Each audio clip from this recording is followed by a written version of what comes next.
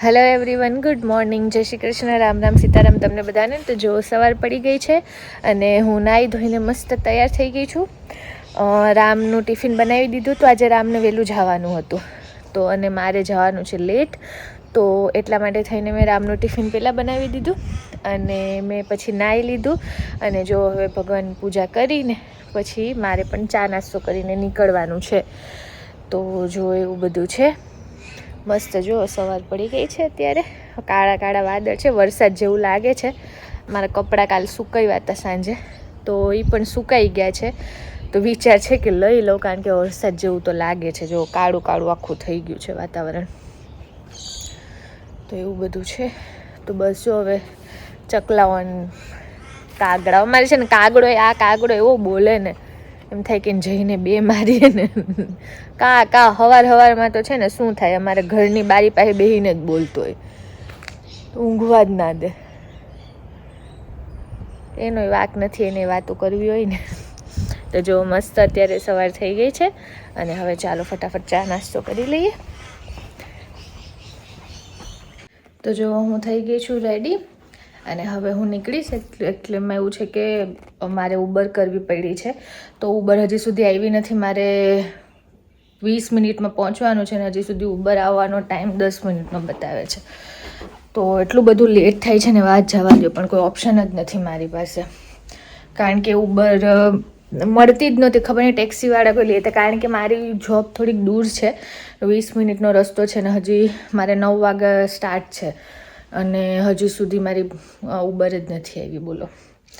તો જોઈએ હવે ફટાફટ પહોંચાડી દઈએ તો સારું, કારણ કે હજી 8 મિનિટ બતાવે છે હજી સ્ટીલ, કે ભાઈ હજી 8 મિનિટ લાગશે. હજી તો એ આવશે પછી એમ જશું. મોડું ન કરાવે તો સારું આજે. તો જો હું બહાર નીકળી ગઈ ને ચાલવાય માંડી, હજી સુધી આવ્યો નથી પેલો ભાઈ. એટલે વેલેરો આવે તો સારું, ને કે મારે આજે મોડું થવાનું છે.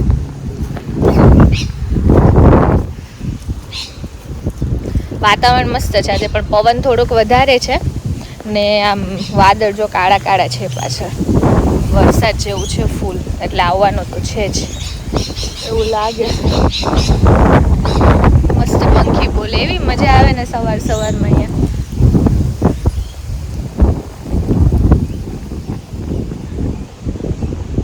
વાતાવરણ સરસ છે.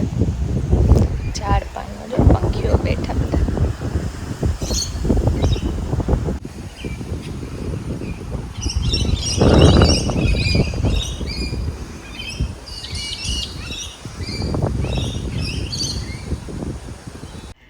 હેલો એવરીવન, તો જો હું છે ને જોબ ઉપરથી આવી ગઈ છું અને જોબ ઉપરથી આવીને હું છે ને આ ગીટ્સનો ખમણ ઢોકળાનો લોટ લઈ આવી હતી, રેડીમેડ લોટ.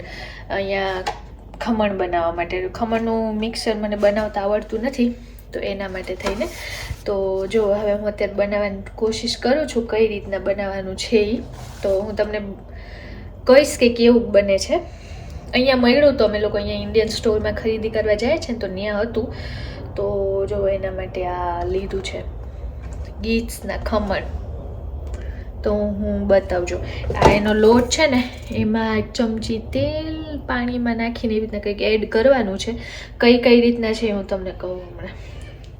તો જો એવું આમાં એવું લખ્યું છે કે ભાઈ તમારે થોડુંક ઓઇલ પાણીમાં એડ કરવાનું ને પછી ધીમે ધીમે આ મિક્સરમાં નાખીને વિસ્ક કરવાનું તમારે. તો બનાવીએ આપણે કેવું બને છે. જો આ મેં છે ને પાણી લીધું છે, આમાં થોડુંક તેલ નાખીએ. વધારે તો નથી નાખતું, વધારે પડી ગયું. હવે આને ધીમે ધીમે આપણે મિક્સ કરવાનું છે આમાં નાખતા નાખતા, બરાબર. તો આ વિસ્ક છે મારી પાસે.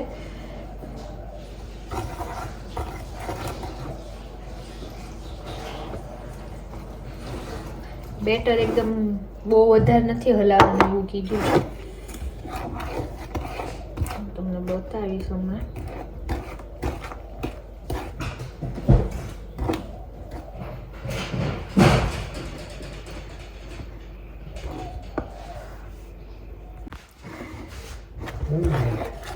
ખમણ બેટર રેડી કરીએ. પાણી પાણી ઓછું જ પડે છે ગમે એટલું નાખું. એમાં કેટલા ml લખ્યું હશે? એમાં લખ્યું 640. તેમાં આપ્યું માપવાનું ક્યાં છે મારી પાસે? હારી ઓલા યાર ઓલું હતું ને આપણે પ્રોટીન શેકર. ઈ છે ને ઓલું છે ચમચા ઓલા ચમચે મોપાય પ્રોટીન શેક માં આલે ઓલા પૂજામાં એમાં લખેલું હતું ને એના કરતા મેં જાજુ જ નાખ્યું. જો 550 સુધી છે ના એના કરતા ઓછું છે તો હજી. કેટલું છે એમ? 640. 2 ગ્લાસ સમાઈ જાય એમાં? વધુ. મેં 2 ગ્લાસ નાખ્યા છે. ટ્રાય કરું જો કેટલા સમાય. રામ જો રામને કામે લગાડ્યા વિડિયો ચાલુ ધ્યાન પણ જો આવું થયું બેટર બટર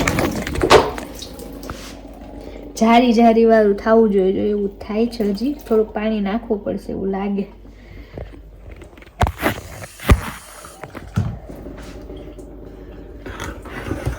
કેટલું થયું?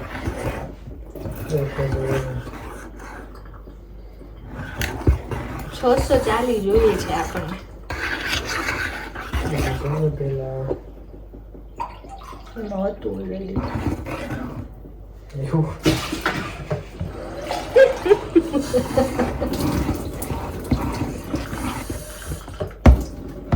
ફ્લફી થઈ ગયો.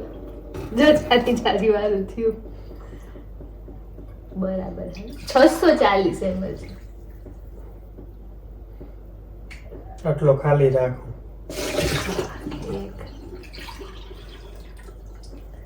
2 ગ્લાસ અમાય ને ચાલો આટલો ને હજી તો કેટલું 640 તો 550 જ ભર્યું તો હજી 100 ml જાય ને.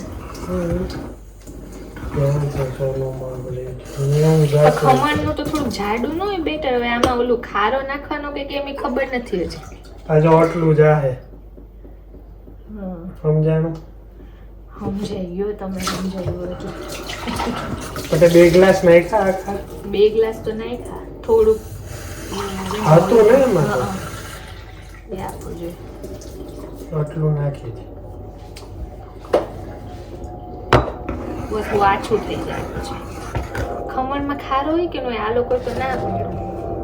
એમાં હે ને બધું એડ કરેલું ઓલરેડી. હા જો આમાં હું લખ્યું pour it into khaman dhokla mix gradually blend very gently. એ તો કરી લીધું. બસ હવે તો ખાલી મૂળ મૂકવાનું જ છે સ્ટીમ થવા.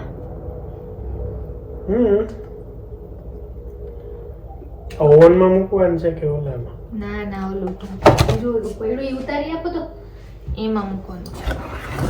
ઓટલી રાઈટ મારી દે.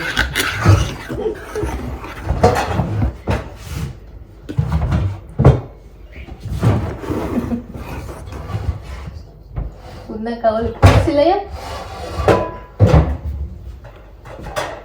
આમાં આમાં ડીશમાં મૂકવાનું. આ તો ઈદડાનું છે. આ ઈડલાનું છે. જો મારી પાસે આ પણ છે. ઈડલી બનાવવા માટે થોડું રાઉન્ડ વાળું છે લગભગ તો. ના ઓલું છે પણ આમાં મોટી ડી ઓલું થાય ને. આ પણ છે ને આ પણ છે. ગોળ ઈડલી કરવું હોય તોય થાય ને. જો આ સીધું કરવું તો થાય. તમારે ખમણ તો ઓલા જ હોય ને તો આમાં જ બનાવશું આપણે ખમણ આજે.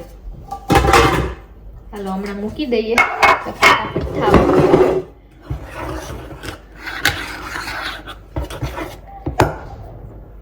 જરાક ચાખી લઈએ.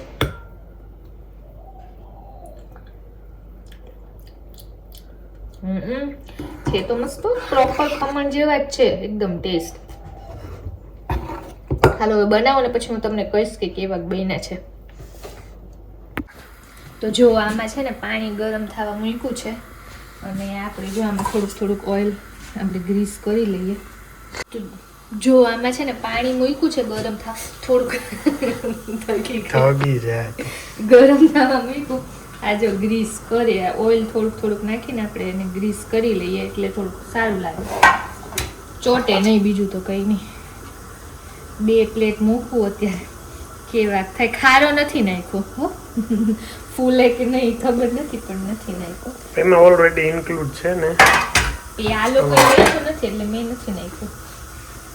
કારણ કે ખમણ તો મેં કોઈ દી બનાવ્યા નથી, મારી મમ્મી જ બનાવે બધું. હાલો તો હવે હાફ નાખી દો.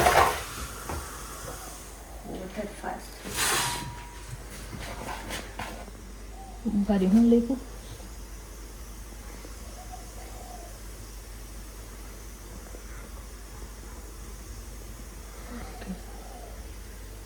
હા હવે નાખી જ દેવાનું ને બસ. ઓછો રાખજે.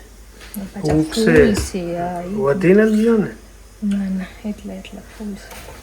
પેલા એક જ ટ્રે મૂકવાની જરૂર હતી. હું કયો ના ના હવે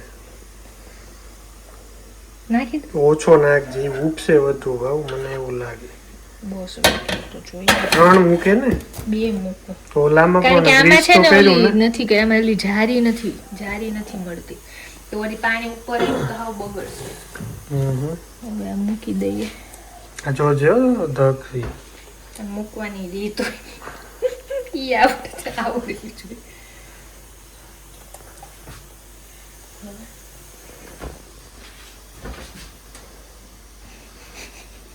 તું ઢોરી અંદર મૂકાતું નથી. જારો હાંસીથી ઓલો ચીપટો પકડો હોય તો સોરી નીચે કરી ડાયરેક્ટ મૂકી દેતો. એમ તો ડાયરેક્ટ મૂકી દેતો હાલે પણ આપણે એવડા મોટા આના કારીગર નથી. એ ગયું મારી મમ્મી તો સીધી મૂકી દેતા. નહીં ના નહીં બહુ કહી રહ્યા તો. બે બાજુથી મૂકી દે તો થાય ઉપાડીને ઊંચુંથી મૂકી દે. હા વાહ ભાવ પરફેક્ટ. બધા મને કાઢવું બી જોયો એ તો વાંધો નહીં. ગયું વાહ હાંસી મારામાં વાંધો નહીં. ના ના નથી લાગતું. લાવ જલ્દી કરો. કેવું ઉભા રહેજો. થઈ ગયું ફાઇનલી. ફાઇનલી ખુશી દેખ રહે હો આપ. ફાઇનલી મૂકી દીધું. હવે કેવાક બને એ છેલ્લે ખબર પડશે. બન્યા રહેજો બ્લોગમાં મારા ખમણની હાલત જોવા. તો જો આ ખમણ ખોલીને જોઉં છું. બની ગયા છે. જો આમાં ચોટતું નથી એટલે પ્રોપર બન્યા છે. હવે ટેસ્ટ કરીએ તો ખબર પડે કેવા છે. તો જો આ છે ને એનો વઘાર તૈયાર કર્યો છે. તેલ જીરું રાઈ મરચું નાખીને અને પાણી નાખવાનું. તો પાણી બોઇલ થાય છે જુઓ થોડું. ને હવે આમાં નાખી દેવાનું છે. આમાં જરાક સારું ના બન્યા તો સારા બન્યા છે. જો આમ નાખું છું હવે.